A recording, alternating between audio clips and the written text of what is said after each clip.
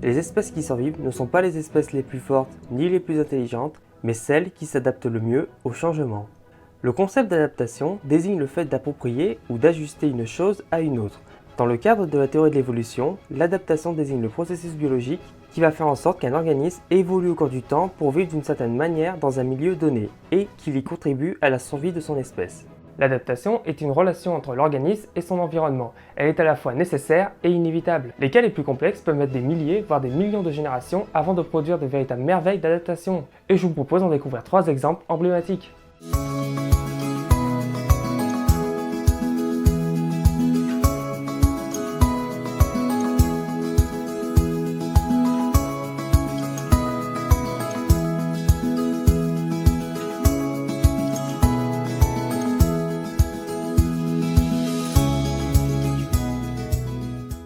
Bonjour à tous, aujourd'hui nous allons parler de 3 exemples emblématiques d'adaptation à différents milieux. Et pour rester en accord avec les précédentes vidéos, je ne parlerai ici que d'adaptation chez les vertébrés. Pour les adaptations chez les invertébrés et les plantes, on verra ça quand je vous aurai un peu plus parlé de l'histoire de ces groupes. Ouais, mais qu'est-ce que t'entends par emblématique? Eh bien, sous les termes adaptation emblématique, je veux principalement désigner 2 choses. Premièrement, ce sont des adaptations impliquant d'importants changements morphologiques et anatomiques des organismes. Et en second, ce sont des adaptations touchant plusieurs grands groupes d'organismes. Les cas dont je vais vous parler ne concernent pas une espèce en particulier, mais pratiquement des ordres entiers. Pour rappel, l'ordre correspond au 4e rang de classification, juste avant la classe. Ouais, mais ça correspond à quoi la classe? Eh bien par exemple, dans le règne animal, tu as la classe des mammifères qui réunit différents ordres, comme les primates, les rongeurs ou les carnivores. Et donc, les adaptations dont je vais vous parler concernent des groupes de ce rang-là. En combinant les 2 critères précédents, j'ai pu ainsi me limiter à 3 adaptations. Bien sûr, je ne dis pas que ce sont les seuls exemples d'adaptations emblématiques, vous en avez sûrement d'autres en tête, mais bon, il a bien fallu faire un choix. Mais ne vous inquiétez pas, avec les exemples choisis, il y a largement de quoi dire.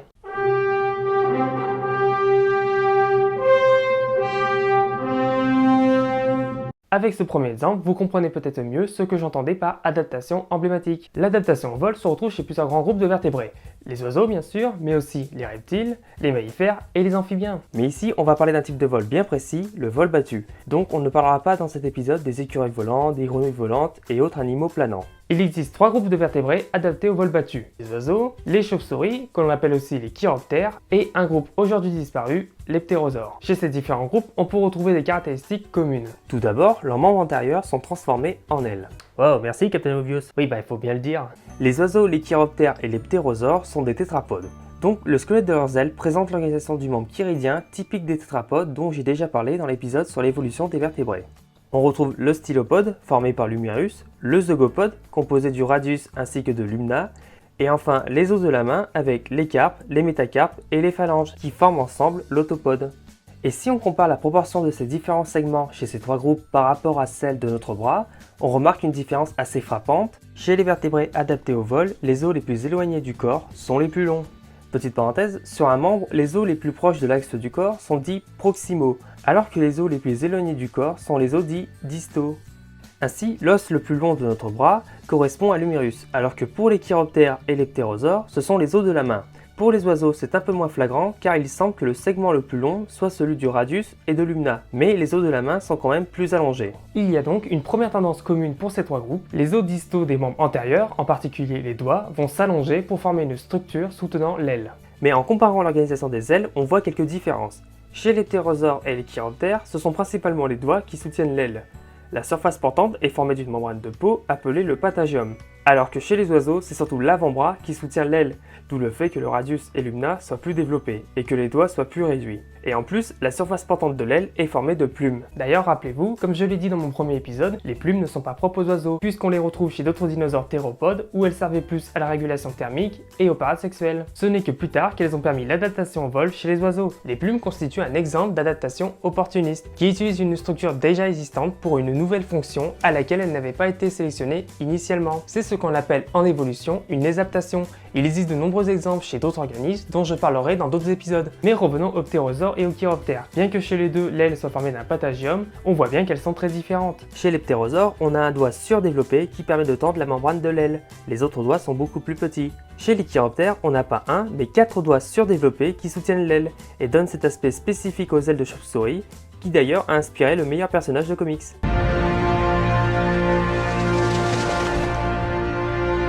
Mais bref, passons maintenant à la deuxième caractéristique commune permettant une adaptation au vol. L'allègement du squelette. Que ce soit chez les oiseaux, les chiroptères ou les ptérosaures, les os de leur squelette sont très fins. Certains os sont très réduits ou ont fusionné avec d'autres. Les membres postérieurs sont en général très réduits et la queue est pratiquement absente, sauf pour certains représentants fossiles qui en avaient encore une. Tout ceci a pour but d'alléger le poids de l'animal afin de faciliter son envol. Mais chez les oiseaux et les ptérosaures, on trouve une autre caractéristique importante. Leurs os sont creux et dans certains de ces os, la masse osseuse a été remplacée par des poches remplies d'air que l'on appelle des sacs aériens.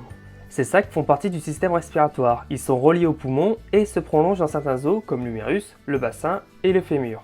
Ils permettent d'augmenter la capacité à inspirer de l'animal, ils jouent également un rôle dans la régulation thermique et permettent d'alléger encore plus le squelette. Il est intéressant de noter que des oiseaux non volants comme les autruches possèdent aussi des sacs aériens. Par contre, d'autres oiseaux adaptés à la plongée comme les pingouins ou les manchots ont perdu cette caractéristique. Et bien que l'on retrouve des sacs aériens chez les oiseaux et les ptérosaures, ce caractère n'a pas été transmis par un même ancêtre commun. Et oui, rappelez-vous, les oiseaux sont des dinosaures, mais pas les ptérosaures. Ces derniers sont connus dans le registre fossile à partir de 230 millions d'années au Trias, alors que le plus vieux fossile d'oiseaux date d'il y a 150 millions d'années au Jurassique. On a donc chez deux groupes éloignés la sélection d'un caractère identique dans le but de répondre à l'adaptation au vol. Autrement dit, les sacs aériens sont une convergence évolutive. Après, je parle de convergence pour les sacs aériens, mais je pense que vous avez compris que l'adaptation au vol elle-même est une convergence, puisque l'on retrouve des caractères communs chez trois groupes éloignés. Ouais, je t'en ai cité que deux, je te rappelle. T'en veux un autre ?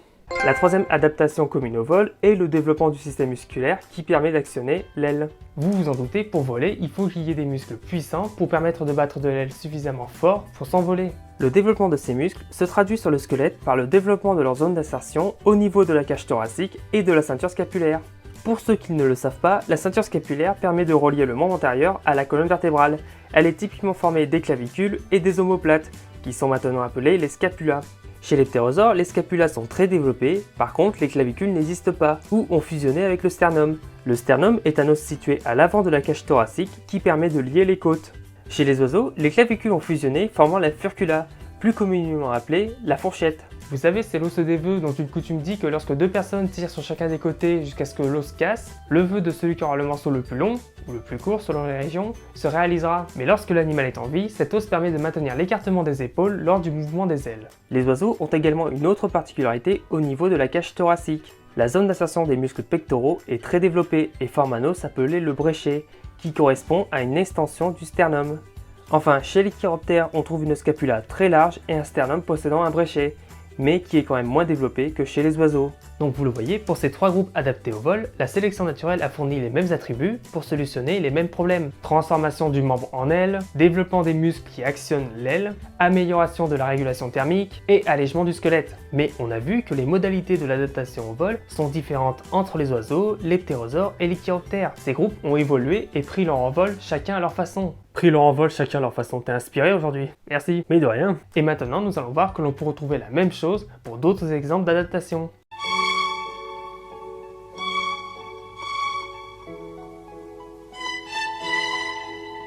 Avant de parler de l'adaptation à la course en elle-même, je vais devoir vous présenter les taxons concernés. Ils sont très étudiés en paléontologie et vous en connaissez sûrement quelques représentants. Il s'agit des artiodactyles, des périssodactyles et des carnivoras. Ces ordres sont réunis au sein d'un taxon appelé les Laurasiatheriens, un des 4 superordres de mammifères. Je vous en parlerai plus en détail dans un épisode consacré à l'évolution des mammifères. Pour ici, je vais faire une rapide présentation de ces 3 ordres. Tout d'abord, l'ordre des carnivoras. Bon là, tout est dans leur nom. Il s'agit du taxon qui réunit une grande majorité des familles de mammifères ayant un régime carnivore, même si en fait tous les membres de ce groupe ne sont pas forcément 100% carnivores et que ce régime existe pour d'autres ordres de mammifères. Les principales caractéristiques de ces animaux se situent au niveau de leur denture.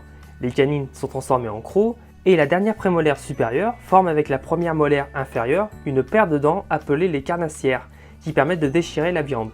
Les 2 autres ordres qui vont nous intéresser sont en général ceux qui sont chassés par les carnivoras. Ce sont tous les deux des ordres de mammifères dits ongulés, c'est-à-dire des mammifères ayant des sabots. D'ailleurs, on les distingue principalement par le nombre de sabots qu'ils ont.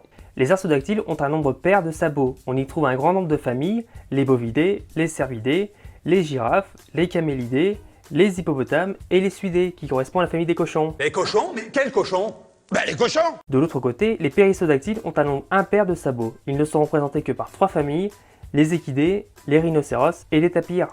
Et pour en revenir au sujet qui nous intéresse, on trouve au sein de ces 3 ordres que je viens de vous présenter des familles qui ont développé une adaptation plus ou moins poussée à la course. Ouais, mais qu'est-ce que t'entends par adapté à la course? Il me semble que tous les animaux sont capables de courir. C'est vrai que la notion de course est un peu vague et on peut se demander comment peut-on distinguer un mammifère adapté à la course. C'est d'ailleurs la question que pose un article publié dans la revue Journal of Zoology et qui est intitulé What's a Cursorial Mammal? Qu'est-ce qu'un mammifère coureur en français? Il y présente entre autres un rappel historique de la naissance et de l'évolution du concept de mammifère dit coureur. Cette notion a été introduite en 1912 par un zoologiste américain, William King Gregory, pour parler des ongulés adaptés à la course. Il a établi une classification en fonction de la vitesse des animaux, de leur endurance, de leur milieu de vie, de leur taille, de leur posture, etc. etc. Cette classification, créée pour les ongulés, a ensuite été reprise pour différents autres groupes de mammifères. La plupart des chercheurs ont alors défini l'adaptation à la course en fonction de plusieurs caractéristiques. Et on peut savoir c'est quoi ces caractéristiques? Pour les voir, nous allons comparer les pattes de différents animaux appartenant aux 3 ordres dont je vous ai parlé précédemment. Un cheval pour les périssodactyles, une antilope pour les artiodactyles et un félin pour les carnivora. Pourquoi je préfère parler des félins et pas des chiens? Et pourquoi pas? On peut remarquer des tendances similaires entre ces différents groupes. Premièrement, ils ont des membres très allongés par rapport à la taille de leur corps. Que ce soit le cheval, l'antilope ou les félins, les trois ont des pattes très longues. De telles pattes permettent des foulées plus longues, et sachant que lors des phases de course, la vitesse de l'animal augmente principalement avec l'augmentation de la longueur des foulées, on comprend vite l'importance de ce caractère. En comparant les pattes arrière de ces animaux avec notre jambe, on remarque qu'ils ne reposent pas exactement de la même façon sur leurs membres. Quand nous posons le pied au sol, nous posons les phalanges ainsi que les os situés juste derrière, les métatarses. Par contre, vous pouvez voir que les félins reposent uniquement sur les phalanges des doigts. On dit qu'ils sont digitigrades. Et chez le cheval et l'antilope, c'est encore plus poussé puisqu'ils reposent sur l'ongle de leurs doigts qui forme le sabot, d'où le terme de mammifère ongulé. Ces postures limitent la surface de contact du membre avec le sol. Contrairement à nous, ils n'ont pas à lever les métatarses puis les doigts avant de projeter le membre en avant. Chez les mammifères coureurs, on remarque aussi que les métatarses et les phalanges sont plus allongés et que leur nombre est plus réduit. Chez nous, il y en a 5, chez les félins 4, chez l'antilope, il n'y a plus que 2 doigts et les métatarses sont presque entièrement fusionnés. Enfin, chez le cheval, il n'y a plus qu'un seul métatarse et un seul doigt. Cette tendance a pour but de réduire la masse du membre afin d'augmenter sa vitesse. La deuxième caractéristique des membres des mammifères coureurs va concerner l'insertion des muscles. Les principaux muscles des membres vont s'insérer sur la partie proximale du membre, au niveau du stylopode et à la base du zygopode. Ceci permet deux choses. Déjà d'alléger encore plus la partie distale des pattes et de permettre aux muscles d'agir sur les os via de longs tendons. Ces tendons se comportent comme des ressorts. Lorsque l'animal pose le pied au sol, ils vont emmagasiner de l'énergie qu'ils vont relâcher au moment de la propulsion du membre. Ce système limite le travail des muscles impliqués dans la locomotion. Plus les pattes seront longues et plus ce système sera efficace. Troisième adaptation des mammifères coureurs, les articulations. D'une manière générale, les articulations d'un membre sont capables de faire différents mouvements. Des mouvements d'extension-flexion, des mouvements latéraux et des mouvements de rotation. Chaque articulation est capable de réaliser plus ou moins ces mouvements, tout dépend du degré de liberté qu'elles permettent. L'adaptation à la course contraint les membres à se déplacer toujours dans le plan parallèle au corps de l'animal. On parle aussi du plan parasagittal. Les articulations des membres peuvent être alors comparées à des charnières qui vont restreindre les mouvements des membres dans le plan parasagittal. En fonction du degré d'adaptation à la course, cette restriction sera plus ou moins forte. Par exemple, chez les carnivoras, les membres antérieurs doivent être capables de saisir une proie, ce qui implique d'autres mouvements des pattes, alors que chez les antilopes ou les chevaux, il n'y a pas cette nécessité. Il y a un autre point qui concerne les articulations. Il va être un peu plus compliqué à expliquer. Pour bien comprendre, on va prendre pour exemple uniquement le membre antérieur et on va s'intéresser à l'articulation du coude, c'est-à-dire à celle entre l'humérus et le radio ulna. C'est le terme couramment employé pour désigner la paire d'os radius ulna. Cette articulation peut être représentée comme un système de levier. On a le point de pivot correspondant à l'humérus, un premier levier représenté par la partie distale du radio ulna que l'on appellera le levier externe, et enfin un deuxième levier, le levier interne, qui correspond à une structure formée par l'ulna, l'olécrane. C'est sur cette structure que vont s'insérer les muscles du triceps, qui, en se contractant, vont exercer une force sur l'olécrane, ce qui va engendrer le mouvement du levier externe et permettre l'extension du coude. Ce mouvement implique une certaine force à exercer sur l'olécrane. Maintenant, si on veut augmenter la vitesse de ce mouvement, eh bien il faut augmenter la longueur du levier externe, autrement dit, la longueur du radio ulna. En effet, lorsque la force est exercée sur l'olécrane, son extrémité va parcourir une petite distance. Par contre, à l'opposé, l'extrémité du radio ulna va parcourir une plus grande distance. La vitesse est amplifiée. Plus la longueur du radio ulna sera grande, plus la vitesse d'oscillation du coude sera élevée. A noter que l'on retrouve un système semblable pour le membre postérieur. Ce système est économe en énergie, car la force à exercer sur l'olécrane n'a pas besoin d'être très forte, puisque comme dit précédemment, les membres sont en général allégés. Donc comme vous l'avez vu, le squelette des mammifères coureurs est optimisé pour augmenter la vitesse de l'animal, avec des membres longs autorisant de plus grandes foulées, qui permettent également de fournir la force via de longs tendons, limitant ainsi la consommation d'énergie par les muscles. Les articulations en charnière empêchent la dislocation de ces dernières lors de la course. Et l'optimisation du système de levier des membres permet d'en augmenter la vitesse. Bien sûr, il y a d'autres facteurs dont je n'ai pas pu parler, comme la modification des systèmes cardiaques et pulmonaires, ainsi que l'influence de la masse et de l'environnement. Mais tout cela, je vous en parlerai peut-être dans des épisodes consacrés plus spécifiquement aux carnivora, aux artiodactyles et aux périssodactyles, car croyez-moi, ils le méritent. Mais passons sans plus attendre à la prochaine adaptation.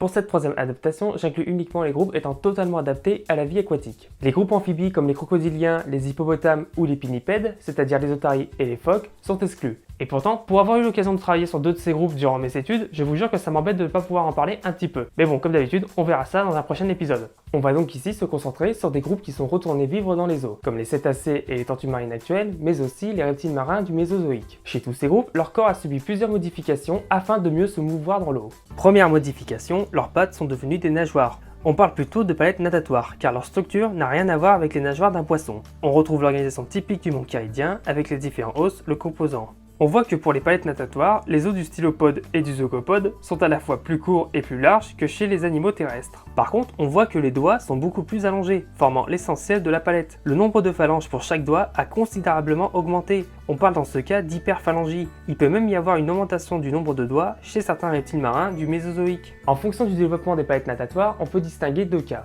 Premièrement, les animaux ayant 4 palettes natatoires d'à peu près de même taille, comme les tortues marines, les plésiosaures, les pyosaures ou les mosasaures. La présence de 4 pagaies peut être utile pour les déplacements occasionnels sur la terre ferme, pour pondre leurs œufs par exemple. En second, nous avons les animaux avec les palettes antérieures plus développées. Les palettes postérieures sont soit plus petites comme chez les ichthyosaures, soit elles ont complètement disparu comme chez les cétacés.